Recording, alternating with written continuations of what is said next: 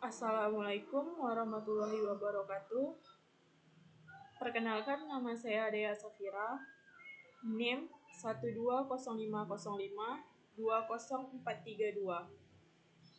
Di sini saya akan menjelaskan tentang serat optik, mata kuliah dasar telekomunikasi.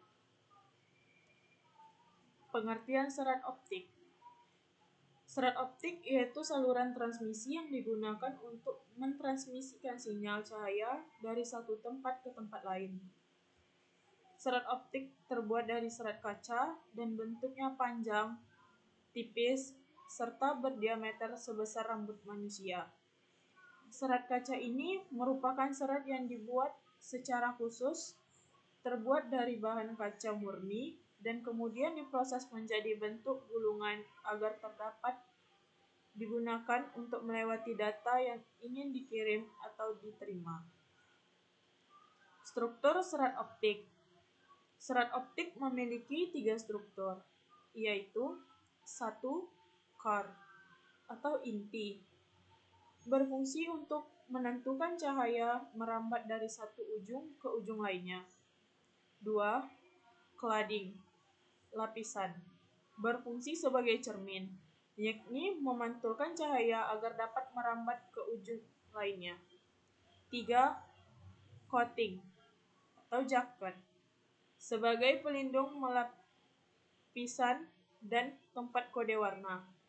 Lapisan ini terbuat dari bahan plastik yang berfungsi sebagai pelindung serat optik dari kerusakan. Pemasangan kabel berdasarkan tempat pemasangan. 1. Kabel yang ditanam langsung di tanah. 2. Kabel FO di udara. Pemasangan kabel terdapat 2 jenis, yaitu jaket penyambung dan kabel penggantungnya. Dan ada yang tidak tersambung sehingga digunakan besi atau kawat sebagai penyambungnya. 3. Kabel FO di laut. Kabel ini awalnya tersambung dengan terminal 1 yang terhubung dengan terminal lain, sehingga point-to-point untuk kabel yang digunakan di dalam laut ini terbuat dari besi. Jenis-jenis fiber optik. Ada 2 jenis fiber optik yang pada umumnya digunakan, yaitu 1. Single mode fiber. Jenis fiber optik ini memiliki inti yang kecil berdiameter 0,00035 inci atau sekitar 9 mikro yang berfungsi sebagai mengirimkan sinar laser yang berupa inframerah dengan panjang gelombang 1300 sampai 1550 nanometer. 2. Multi-mode fiber optik. Jenis ini memiliki inti yang lebih besar berdiameter 0,0025 inci atau sekitar 62,5 mikro yang berfungsi sebagai mengirimkan laser inframerah dengan panjang gelombang 850 sampai 1300 nanometer. Cara kerja fiber optik. Sinar pada fiber optik berjalan melalui inti dengan cara memantul dari cladding.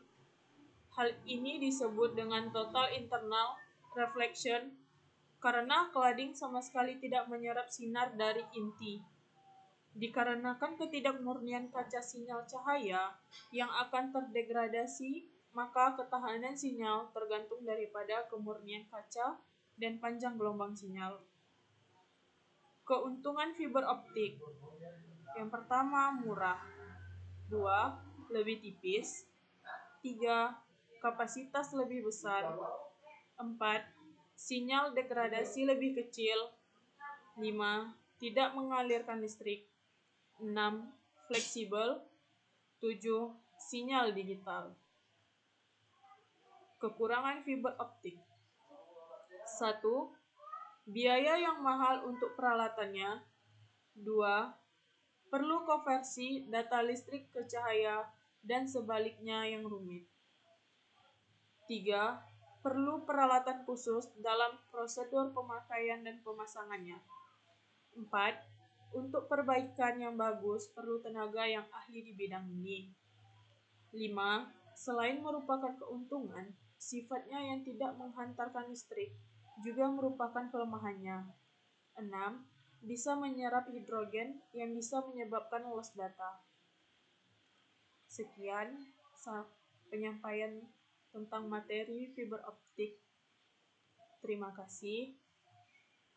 Wabillahi taufiq wal hidayah. Wassalamualaikum warahmatullahi wabarakatuh.